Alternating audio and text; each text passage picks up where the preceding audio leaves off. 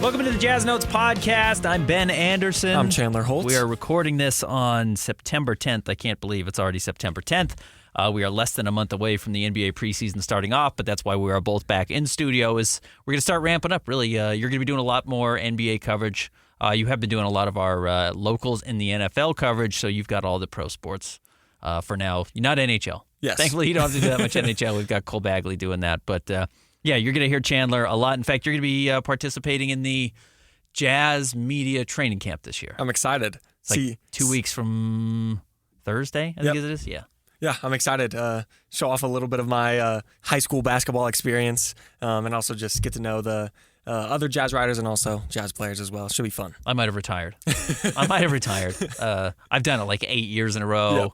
I'm almost 40. I'm just like, it's cool. It's a very cool thing that they do. I really appreciate that they do it. I'm going to go like later on and kind of hang out and talk to some people and mingle. But going out there and playing and trying to get ready for it and stretching before is always, it's a lot. You'll have fun though. It's very fun time. So Yep. I'm glad you're getting the opportunity to do it, and cool of the Jazz to accommodate for that. All right. As always, we're going to get to our mailbag to end the show. But we've only been doing the mailbag the last couple of weeks. We actually have a little bit of Jazz news kind of. And then we will get into one other project of ranking all the teams in the Western Conference. But Chandler, as always, you can find us on Twitter at Ben's Hoops, at C Holt Sports. Yep. At KSL Sports, read us at KSLSports.com, etc. All right, Patty Mills, officially a Jazz man. There was some kind of belief that the Jazz were going to hold off and see how close they get to training camp before signing him to see what kind of other deals came to fruition. But, he might have just been traveling and all kinds of weird stuff that holds this up. But Patty Mills. Yeah, and they were sort of, like you said, maybe keeping it open to see if there were any other teams that made moves, or maybe they last minute changed their mind, decided to sign somebody else. But no, in the end, officially signed Patty Mills, 1 year, $3.3 million deal. You can listen to some former episodes of ours. We talked a lot about the signing a couple weeks ago. Just good to have a veteran presence in the locker room, especially when most of your lineup is 25 years and younger. And he's here now. Yes. Like basically everybody on the team, guys kind of come and go. Guys still have like last minute trips that they go on. You don't have to be in Salt Lake City right now. You don't have to be here until the 30th. But because a lot of guys are trying to get together and hang out and be at the ZBBC and build up chemistry, even though they can't be working with the coaches, at least not like the head coach, it can't be an official sanctioned practice. Like you see Patty Mills working. Yep. And he's working with Keontae George. The Jazz tweeted out a video of this. I think it was yesterday. Svi Mikhailuk's there. So like sign him, make sure everyone's under contract so there's no issues. That's the one piece of news. You want to get into our rankings? Let's do it. Like Ben said, less than a month from preseason, less than a month to training camp. So we're sort of ramping up our offseason content. We're going to start last year, before the 2023 season. We just did where do the Jazz fall in the West. We're going to do the same thing, but also rank all of the Western Conference teams. Do you want to just go 15 up to 1? Let's go 1 to 15 because 1 to 15? Okay. Build the excitement for where the Jazz are going to land. Awesome. At number 1, and for me, I did just regular season. Who's going to have the best record? Yeah, absolutely. Okay. At number 1, I had the OKC Thunder. I think everyone's thinking it's going to be the Thunder. They can even withstand injuries, even though they were insanely healthy last year. I think that's something that did get overlooked, and why I might be willing to pump the brakes on them a little bit with this idea that they're going to run away with the West this year, which I think a lot of people are expecting. I expect them to be good, and they are the most talented and complete, I think, top to bottom. So I do have them number 1 as well on my list, but a couple injuries here or there could certainly change the outlook of their season. Definitely. They lost Josh Giddey, which is not that big of a loss in my fact, opinion. They're probably happy about it. Yeah. And then they added Alex Caruso and Isaiah Hartenstein, which are both 2 really big role player additions, I think, for them. Yeah, and I don't think they needed Caruso. They are already one of the best perimeter defensive teams in the NBA, but Caruso might be the best perimeter defender in the league, so adding him is helpful. And Hartenstein is very good. He was really good last year with the Knicks, dark horse defensive player of the year candidate. So anyways, we don't need to spend too much time on these teams. Number 2, I have the Timberwolves. Yep, Timberwolves as well. We know what they are. We will see. I didn't love their offseason, actually, but they didn't fail this offseason. I don't think they got tremendously better. They're betting on Ant getting better, and he should. He's still at that point where he's improving and adding to his game, so he'll come back next year as probably a borderline top 5 player. As long as he's top 10 and the rest of their guys are healthy, they're going to be really good. Next up, maybe a bit of a surprise. They haven't been that good in the regular season the past couple of years, but I have the Dallas Mavericks. Okay, I have the Mavericks a spot below that. Okay. I've got the Grizzlies bouncing back to number 3. I think being fully healthy, it's easy to forget, like, man, they were really good. They were really good a couple of years ago. If Ja's healthy, he's one of the, he was a borderline top 5 player. As much as we're talking about, like, what can Anthony Edwards become? I think we forget that Ja was there. Yes. 2 years ago, before all the gun stuff and the injury stuff, Ja was like the great young American player in the world. He's just got to keep his head on his shoulders. I actually do like the addition of Marcus Smart. Jaren Jackson Jr. is very good. I like what they're doing. I think they're going to be interesting. One of the big questions for them, obviously, is going to be, what does Zach Edey do? Yep. Zach Edey makes his NBA debut here in Salt Lake City because Memphis opens the season in Salt Lake City. So that's very fun because he also made his Summer League debut here. But if Zach Edey can play, and I think he can play, with the rest of what they have, they're just super deep. Desmond Bane's awesome. They're a good team. I didn't have as much faith in them. We'll see where they fall on mine a little bit later. But at 4, I have the Denver Nuggets. I still think Jokic is the best player in the world, and they just extended Jamal Murray. Granted, a lot of other teams in the West got better, and they didn't make a lot of moves to get a lot better, but I still have faith in them and specifically Jokic. I've got the Nuggets a spot lower. I've got the Mavericks at 4 here. And we can kind of talk about both these because they've flipped with one another. I think the Mavericks' addition of Klay Thompson is good. I actually like their offseason quite a bit. I expect a drop-off from like P.J. Washington, who was so good in the playoffs. I don't think he's actually that good of a player, and I really like P.J. Washington. I do like Gafford a lot. I think Derek Lively probably takes a step forward. But then again, like, everyone just expected Walker Kessler to take a step forward in year 2, and he didn't. It's like maybe Derek Lively does what he does really well, and it's going to be hard to add to his game. Next up, this is a team that I have not a lot of faith when it comes to in the postseason, but I think that they have all the talent to get a bunch of regular season wins, and that is the Phoenix Suns. This is number 5. Yes. Yeah, number 5. I've got the Nuggets here still. Okay. Again, I just have because I put the Grizzlies up, but we're basically in the same order. Mm-hmm. I've got the Suns at 6. Okay. They had a good offseason, actually. I think Tyus Jones is maybe the most underrated signing of the offseason. And they had Monty Morris as well. Those are two guys who just never turned the ball over, which was the huge problem last year for the Suns. They could not just execute passes to each other. And then my problem is like, well, are they just taking the ball out of their best players' hands? But you know what? You don't want Kevin Durant to make every decision or Devin Booker to make every decision. Let those guys go be those guys and let Tyus Jones make decisions, and he's good at it. And another way of saying that turnovers were their problem is I don't think that you want Bradley Beal or Devin Booker running your point guard, and they did a lot of splitting that duty last year. I think we see Bradley Beal really drop out of the picture, and they kind of go back to being heavy Devin Booker, heavy Kevin Durant. I still don't like their front court at all. They don't have answers at the center position. I know people liked some of what they did in the draft, and I agreed with the players they drafted, but I don't think they're going to step in and be able to help them win right away. So the problem is, Suns went all in, and as much as we're talking about them, you've got them at 5. I've got them at 6. It's like that's still a pretty disastrous all-in bet to be not hosting a playoff series, and I don't see a route for them to host a playoff series. No, definitely not. Not with all the talent in the West. At 6, that's where I have the Grizzlies. And yeah, that's where I have the Suns. Yeah, so moving forward. Yeah, good teams. I think we have. I think it's interesting that you and I have the same top 6. Yes, but that probably is right. I look at the rest of the teams, and I think there is a clear line of delineation from everybody else as far as star talent goes. Next up, a team that I thought had a really great offseason. I like the new all-star caliber player that they added, but I still don't see them making it out of the play-in. That's the New Orleans Pelicans. Okay, I've got the Kings coming in at number 7. I like DeMar DeRozan. I think he's going to help them close games, and they've already been able to do that pretty well. Pelicans, I'm very curious about. I do think adding DeJounte Murray was a smart addition. They need a center badly. Yes. If they don't have a center, they're asking Zion Williamson to do a lot, and he doesn't rebound at all. So like they've got some just major flaws, and I don't like how they've handled the Brandon Ingram thing. At 8, that's where I have the Kings. Okay, 8, I have the Golden State Warriors. Okay. So I actually think had a really good offseason. Yeah. I don't think they're actually going to be hurt all that much by losing Klay. Now, maybe that's idiotic. He is one of the best players in the world, as shooters, I should say. And when you have shooters with that type of gravity, it changes the court. So when you lose that, how do you adjust?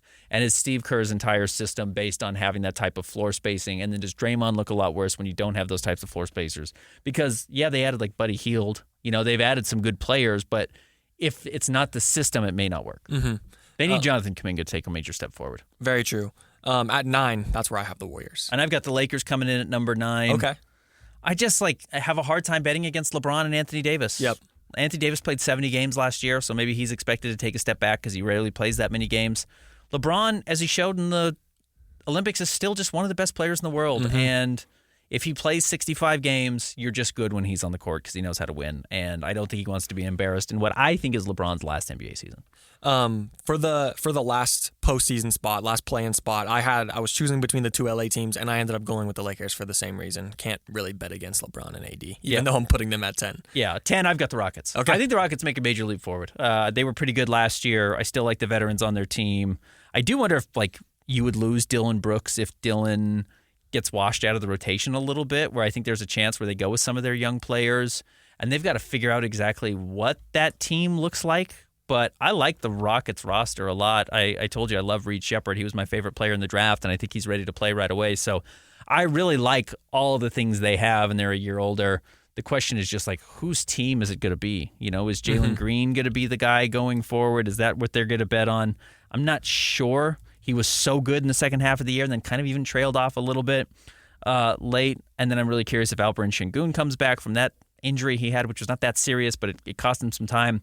How do they all mesh with one another? And the fact that none of those guys got contract extensions this offseason is a little strange. I think a lot of people just expected them to get the rookie max.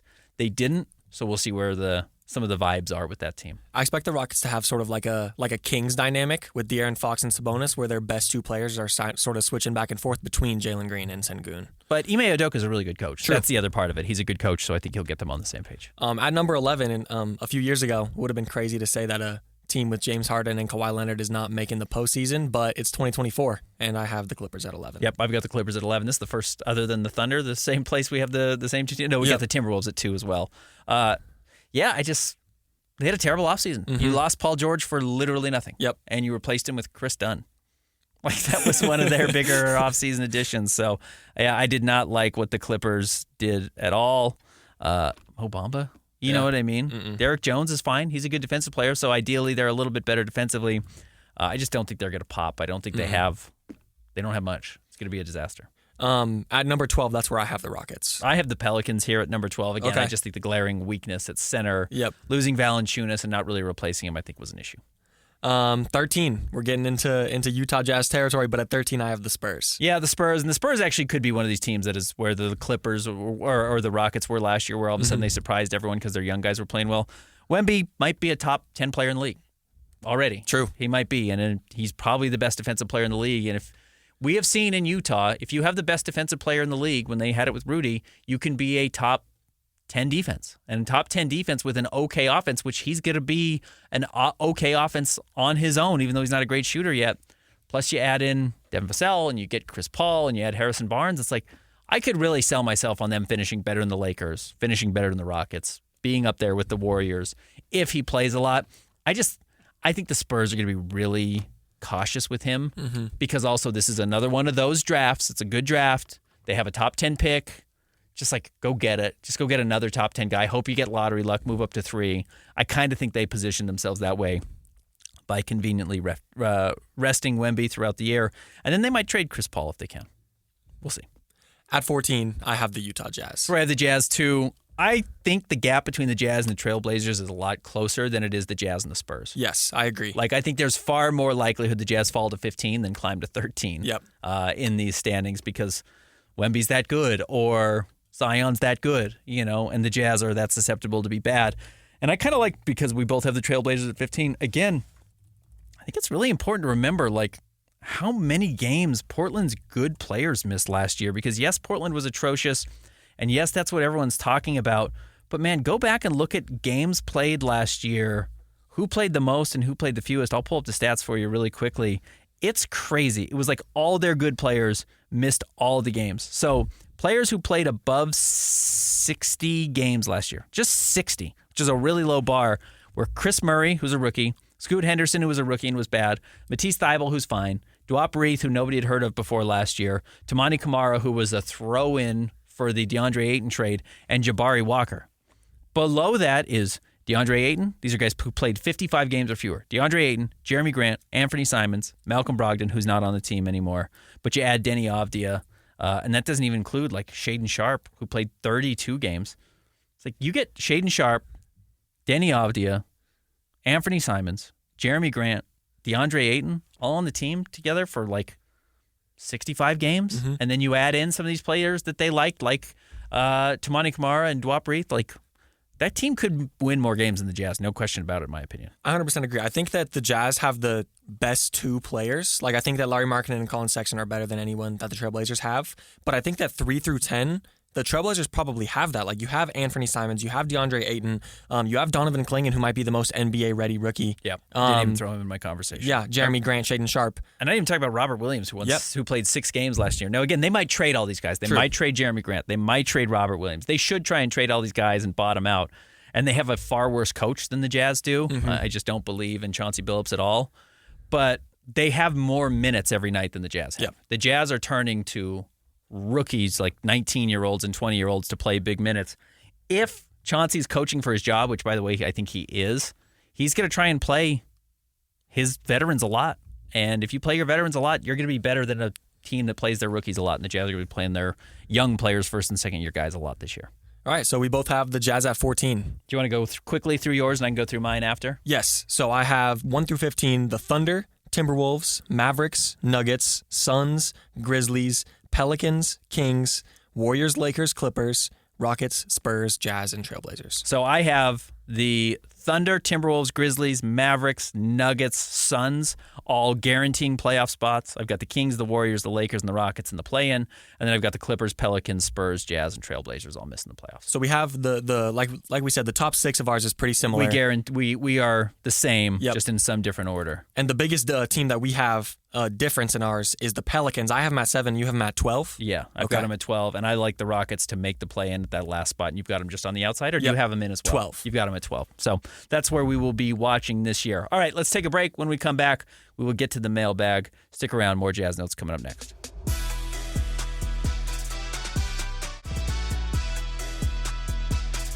Welcome back to the Jazz Notes podcast. All right, Chandler, every Tuesday at about 11 o'clock, I send out a tweet at Ben's Hoops saying, send me your Jazz questions, reply here, and we will get them answered on the podcast. We appreciate you following me and responding there. Where are we starting today?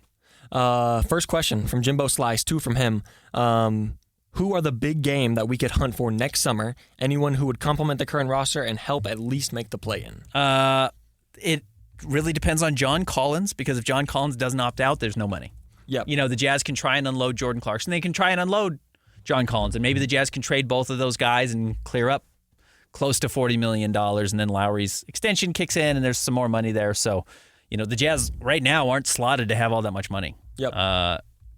It's really dependent on what happens with those 2 veterans. If they do opt out and the Jazz were to clear space or whatever, the Jazz find a way to clear the money, there are 2 names that I think will generate some interest. It's the same name that's been talked about a lot this offseason, Brandon Ingram. It's kind of the big free agent next season. It doesn't seem like he's going to get an extension done in New Orleans and will just be an unrestricted free agent. We will see where he would go from there. The name I would circle that I think would be the highest upside player you could go out and get would be Naz Reid. Okay. That's like that. the most exciting name, I think, if you're a Jazz fan, that would be out there that kind of fits the age. Now, again, I think he could probably get an extension done with the Timberwolves because he's going into the last year of his deal. Again, some of these rules are so goofy.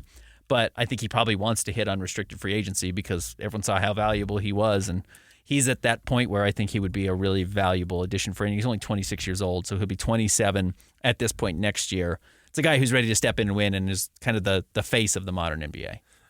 Both this offseason's draft and free agency class were kind of light. Not a lot going on. Next year, both the draft and the free agency will have a lot more action going on. Some other key name free agents. Again, some of these are restricted. Some are player options, etc. But Alperen Sengun, who we talked about in the first half. Yep. Julius Randle has a player option. Rudy Gobert, Kyrie Irving, Jimmy Butler. So there's a lot of names to look out for. Yeah, the question is like, how much? It doesn't matter what you offer Sengun; they're going to match it. So you got to acquire him midway through the season is the hard part. So it's like, could you do John Collins and a bunch of draft picks for Sengun and you take back whatever bad contracts they don't want to have anymore? Or like you take back Fred VanVleet midway through the season because they say, oh, Fred VanVleet's hurt and he's going to be an unrestricted free agent anyways, so you just let him go. Or maybe you look at Fred VanVleet and you try and do the Rockets mode with the model, which is going to be something you hear people talk about, is do you rebuild by adding a bunch of veterans, upping your team's competition level, letting your young players develop in a more competitive environment where you're expected to win most nights, and then you let those guys go and you hand the baton off to your younger players. Will the Jazz go with that route after having a bad season this year? I'm not sure. We'll see. Next question from Jimbo Slice. Is the plan to get rid of the highlighter yellow altogether, or are the new purple jerseys just to distract us from future yellow uniforms? No, yellow's gone. Yeah, I think so as well. Yeah, everything that they showed in all the photos and people I've talked to doesn't sound like yellow's a part of it at all. Last year before the season started, I remember as like the Jazz released their plans on what to wear throughout the season, the yellow was there, like the all yellow, the highlighter yellow was there for 4 to 6 games, and they only ended up wearing it once. And then it was scratched for the second half of the season. Yep. So I think that points to it being gone. Yeah, and there's just no view of it other than that the white jerseys that they have to wear until the beginning of the new year, not the new season, the beginning of the new year, January, when they'll switch over to that other jersey that they have. It's the white one, right? So they are getting rid of the existing white one with the yellow right now, midway through the season. They just can't do it before January. Gotcha. Next question from Sammy Paradise. Do you think the Jazz would try to go after Darius Garland in Cleveland after this tanking season, maybe sending them one of their own picks back as part of the deal? Nope. But I do think I would keep an eye on both Evan Mobley, even though I know he just signed an extension, and Jared Allen. I actually think Jared Allen makes a lot of sense for the Jazz. And we can talk about this. I think the Jazz are going to clear room at the center position before the end of the year, one way or another. Yep. And I think one of the places they could look is a guy like Jared Allen, because I think Evan Mobley's a center, and I think Jared Allen's a center. Yep. And the question is, what do the Cavaliers decide to do? And one of the funny things that's happening in the NBA now is it's kind of in vogue to trade a team's picks back to it. You give them their own picks back, and they say, oh, well, at least we control our own ability to tank. Now, Cleveland's not close to tanking, but Cleveland, who didn't make any real radical changes this offseason other than signing Donovan Mitchell to a contract extension or not trading him, which they could have had he not signed that extension, they're still going to be looking for a lot of answers after this season because they are not very good. Like they're a top 5 team in the East, but man, how often are you going to knock on that door of just being a top 5 team in the East? Like Donovan's going to get sick of that. He signed an extension. Now it gets really easy for Donovan after signing the extension to start like leaking things behind the scenes of like, oh, he wants to be in a bigger market. Oh, he likes that Brooklyn's going to get a high draft pick and he can go play with that player or whatever. Or he could go to San Antonio in a year or two and get traded there and be Victor's number 2.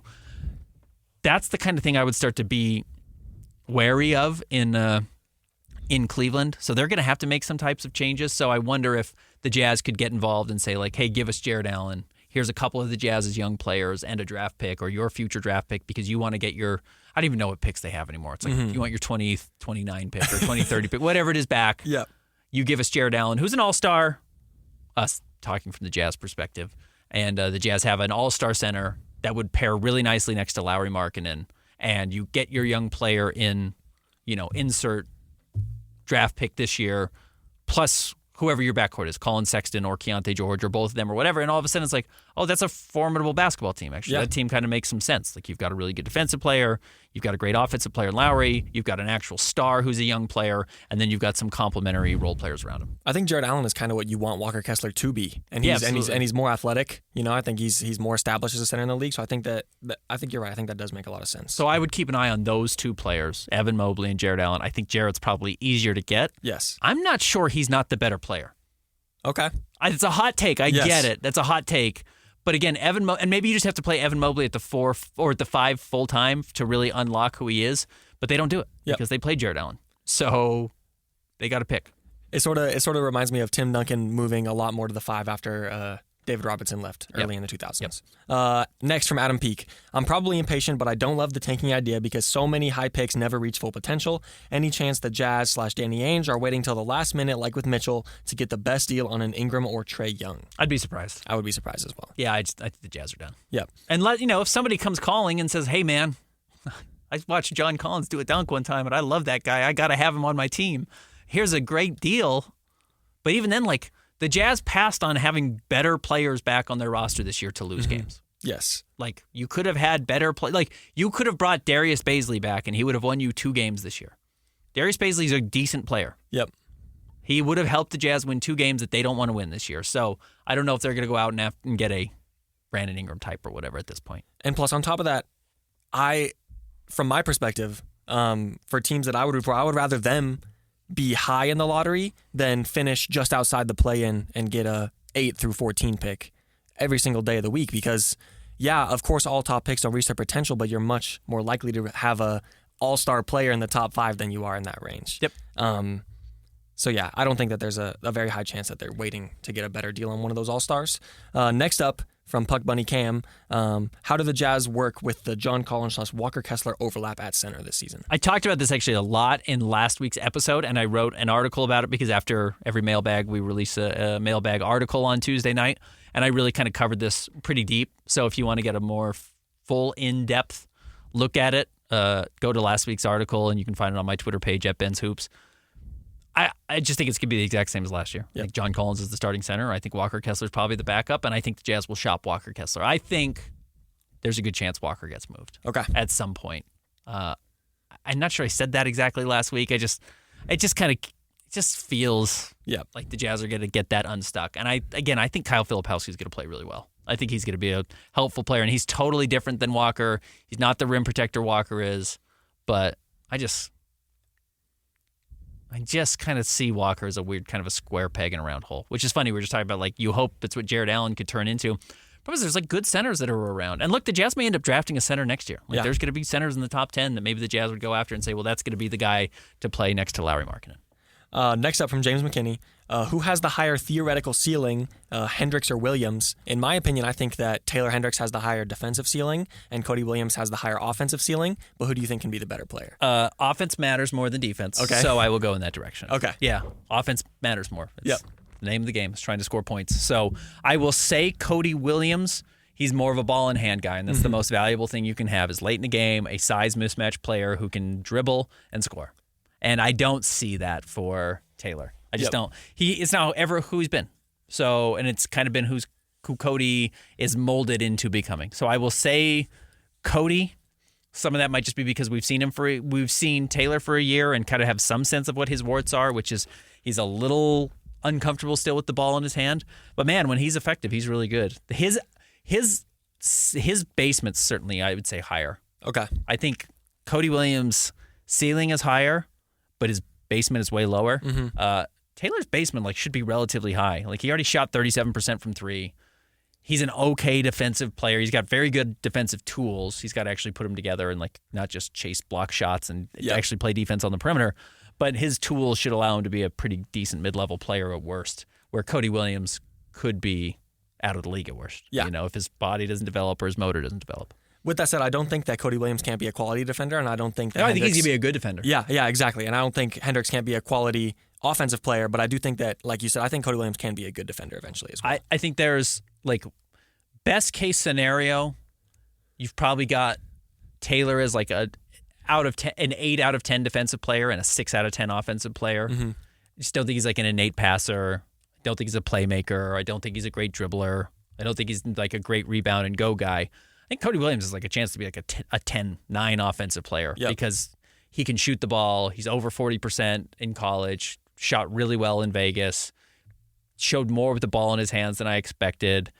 Again, we can't overstate this enough. He's a crazy finisher. He is so good at the rim, and I don't mean dunking. He just has. It's there's a huge funnel on the hoop. Whenever he throws it near the hoop when he's close to him, it goes in every time. It's crazy how good that is. Plus his defensive tools, because he is 6'9", 6'10", and super long. He can be a really good player. Last question here from Alex. What are some trade targets for John Collins, Colin Sexton, Walker Kessler, and Jordan Clarkson? And can you rank how likely you think they are to be traded? I think Walker's the most likely to be traded because he's got the most value. Yep. Now, actually, Colin Sexton might have the most value, but he makes $19 million. Again, we talked about the Pelicans a lot. Pelicans make total sense to me for Walker, right? That's a team that needs to go out and get Walker Kessler and says oh man, we are at the trade deadline 28-24 or whatever, something like that. But we want to make the playoffs. We're sitting there at number 10. We think we can actually climb up to number 7, host a play-in tournament game, and get into the postseason and see if, just can't waste Zion at all. So let's go get Walker and give the Jazz a first-round pick back or something. That's been their asking price. Yeah, I'm not saying that now, but let's say the Jazz set that asking price, that market price for him throughout the season.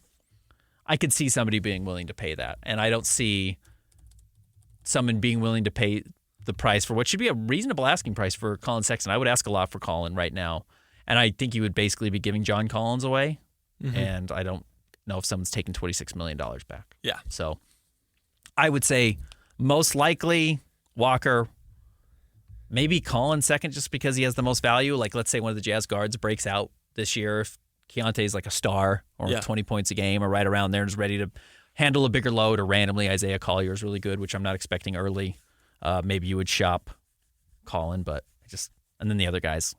Probably Collins fourth just because he might have $50 million left on his deal if he opts into his deal next season. That's probably how I'd rank it. And targets, I don't know. Yeah, I wish I could tell you.